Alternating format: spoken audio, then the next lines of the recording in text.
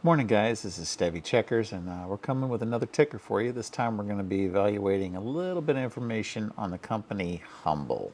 Before we jump too deep in here, a little shameless plug. I would really appreciate if you guys would help out my channel and hit that subscribe or share button if you find any of this information useful. It'll help me out on the long run. So Brian Foote took over this company in November of 20 when he did a reverse merger with a flooring company called Tesoro, ticker symbol TSMP. And as you can see, the hype got pretty real and it went up really quickly, but it came back down to earth after a series of decisions that weren't quite so popular with shareholders, but nonetheless most likely needed to be made. So jumping into this, Secret Knock. This is something that Foote attended most recently, and it's a little bit of an exclusive type gathering of some who's who in the community and people, as you can see, Forbes, Inc., LA Weekly. They're really jumping on it, but I don't really see what the big thing is with this Brian Foote guy. I mean, what makes him so special? What's going on? Never mind, I see what makes him special. This guy has a very high metachlorian count. So, with that being said, let's look at the Humbl Pay app. This is where it gets frustrating because there's so many different applications and build-outs in this app that I'm going to start talking fast because I want to keep this video underneath 8 minutes. But Humbl has so much going for it that you very well in the future could really only need to have your cell phone in this app. And let me tell you why. Humbl bought a company called Tickery, which is Latin America's version of Ticketmaster.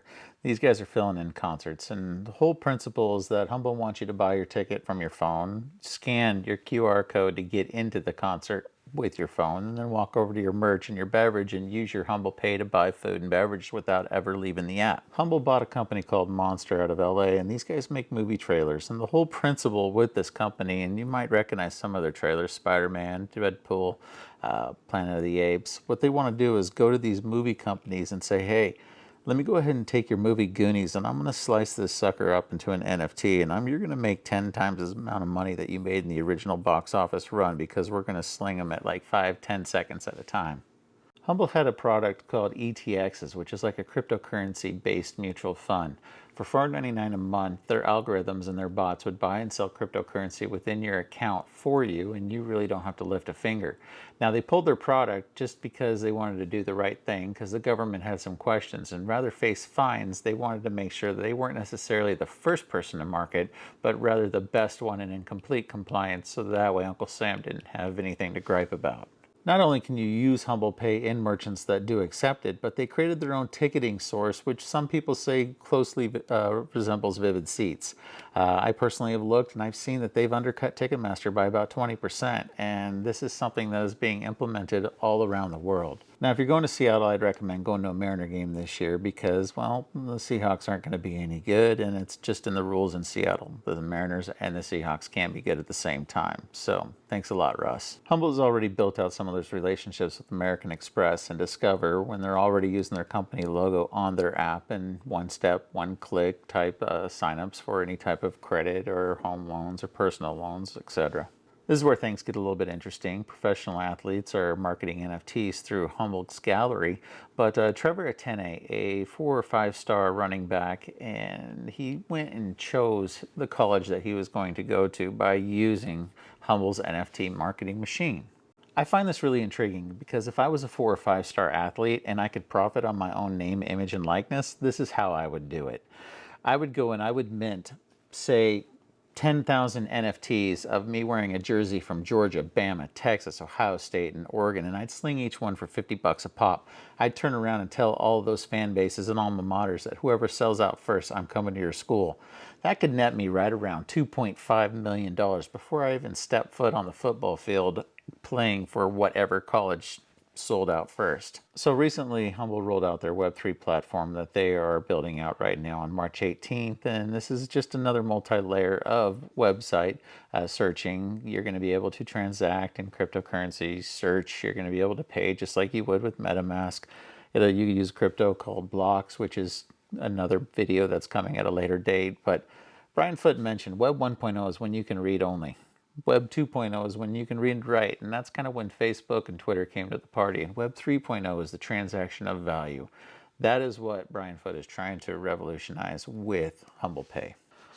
Now, recently, Humbl purchased a company called BizSecure and renamed them Humbl Blockchain Services. This is where things are going to get a tad bit interesting because Ian Calderon used to be in the California Senate, and these guys, they got their stuff together. They're utilizing a cryptocurrency called Blocks, which is kind of related to Humbl, but kind of not, and I'll explain that in another video. But these guys went out there and they hooked up and got some government contracts. And as you can see by Alfonso's resume, the dude's legit. And they went out and secured some contracts with the United States Air Force because they're going to use their blockchain services to secure flight data, whether it be training. They have a vision that you can go and put your passport, your vaccine card, your driver's license, your high school transcripts. You can put it on the blockchain, have it secure, and it will be there forever. Now, these BizSecure guys coming over to Humbl Blockchain Services are already utilizing their contacts in the California Senate, where there are senators that are drafting bills utilizing cryptocurrency and blockchain services, most likely Blocks because of its government-friendly approach. Blocks itself, a little side note, it is the first recognized DAO in the United States. It was filed as an LLC up in Wyoming, and this cryptocurrency is set up in a manner which you don't have to worry about a rug pull happening because it is federally registered. Now I have just about a minute left because, again, I promised that this be underneath about 8 minutes. And so I encourage you guys to go to humblpay.com, look up the investors tab, even look up the blog, because the company themselves, they have started a blog so that way you can find out the truth from them, from the horse's mouth per se. But under the investor tab, you're going to see all these different business agreements. You're going to find people that they've signed to their board of directors. They're going to see acquisitions, deals that have been made, partnerships with Athletes First, the premier managing company in the NFL. You're going to see Monster Creative, the purchase of BizSecure. You're going to see the signing of Olympic athletes for NFTs, and it is all right there.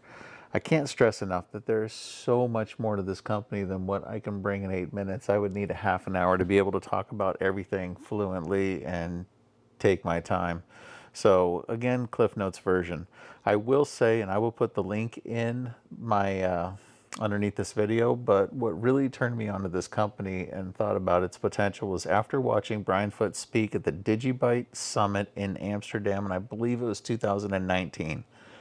That video was phenomenal. It shows his vision. It shows where he's taken this company, where he is going, where he has been, what he has done, and how he's going to do it. And I can't stress enough to take the time and watch this video. You guys take care. As always, I appreciate the time you guys have lent me. And you guys just remember, do your own due diligence, do your own homework, find something you like, get passionate about it, and just see it to the end. Take care, stay humble.